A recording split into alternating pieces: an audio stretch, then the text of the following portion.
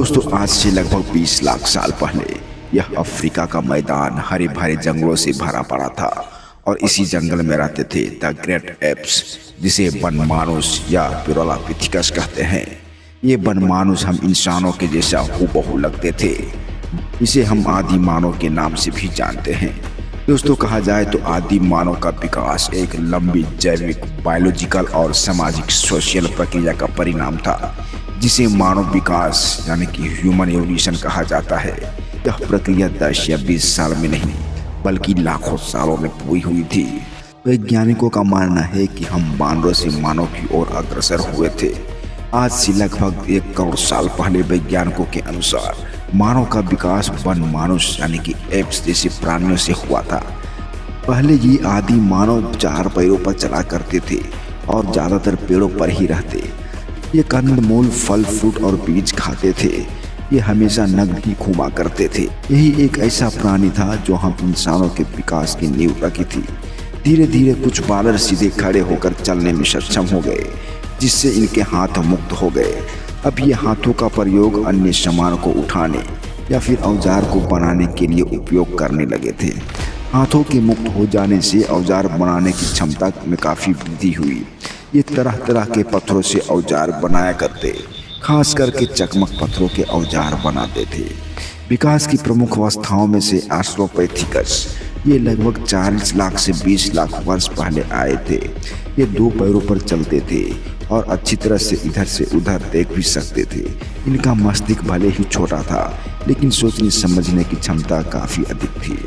ये चलते चलते भी खाते और एक दूसरे से इशारों में बातें करते थे। उसके बाद होमो हेबिलियस आए, जो कि लगभग 20 लाख से 15 लाख वर्ष पहले का जीवन था। ये सबसे पहले पत्थर के औजार बनाना शुरू किया था और इनका दिमाग थोड़ा बड़ा था।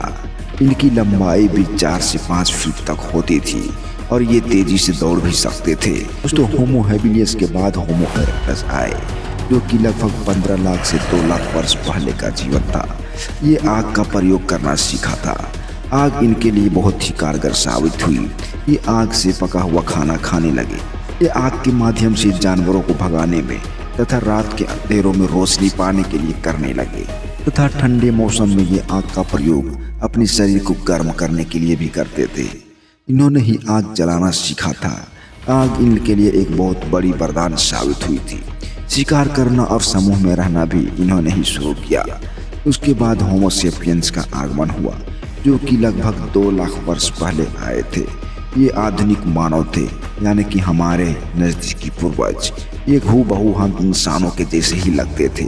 इनमें सोचने, बोलने और कला समाज का सांस्कृतिक विकास भी हुआ और ये काफ़ी हद तक हम इंसानों जैसे बोलने चालने में सक्षम हो गए थे।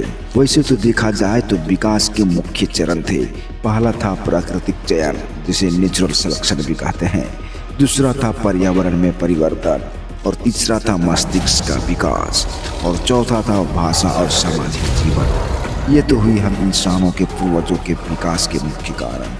वहीं अगर आदि मानव की सभ्यता की बात करें तो आदि मानव से सभ्य मानव बनने तक में इन्हें कई चुनौतियों का सामना करना पड़ा था। शिकार और भोजन संग्रह से आगे बढ़कर इन्होंने खेती की भी शुरुआत की थी और अस्थायी निवासी बन गए। ये कम भटकते थे और खेतों में अनाज उपजाते और जमा करते, फिर उन्हीं अनाज को खाते भी थे। धीरे धीरे सभ्यता और संस्कृति का भी विकास हुआ।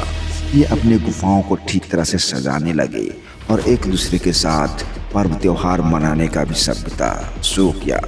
इससे निष्कर्ष यही निकलता है कि हम इंसानों का अस्तित्व यानी कि आदि मानव का विकास अचानक नहीं हुआ, बल्कि यह लाखों वर्षों की निरंतर प्रक्रिया, जिसमें शारीरिक, मानसिक और सामाजिक परिवर्तन शामिल थे, इस वजह से हुआ।